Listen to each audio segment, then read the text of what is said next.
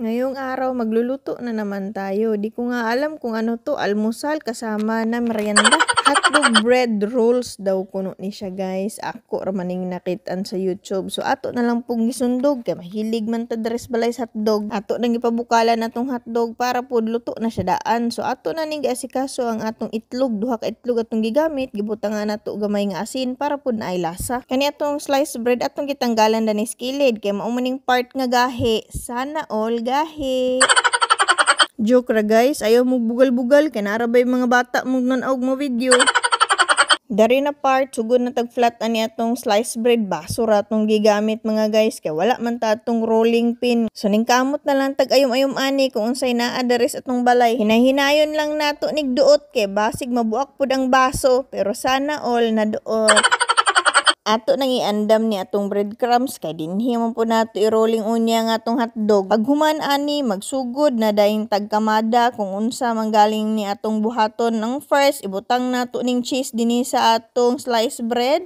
Pag human ato na daning ibutang atong hotdog, nagproblema pa ko ani ba kay dako kay nga hotdog. Dari sa Australia ilang mga hotdog mga jumbo size. Sana all jumbo.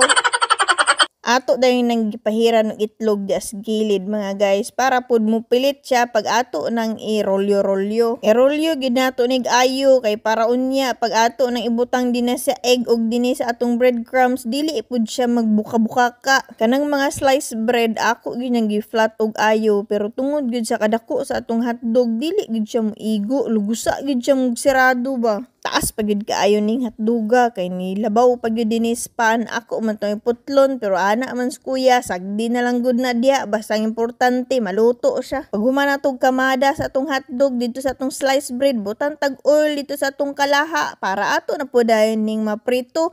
Hinay lang ang atong kalayo ani mga guys kay basig masunog pud ni o di ba tan-awa solve kaayo grabe na kalami ipa brown lang nato ni. Ayaw pud kayo na idugay diha kay luto naman imong hotdog ganina. Pag human natog lunod sa second batch to tan-awa plating na dayon ni o di ba lami na kayo ang cheese na tunaw na kalami mga guys. Human na magligo ang mga bata so kani mga girls kani kaon na dayon kay lami namang paminaw presko naman. Ganiha while galuto ko yang Kuya JL ang nag-ilis ani nila o di ba tan-awa summer good okay kayo.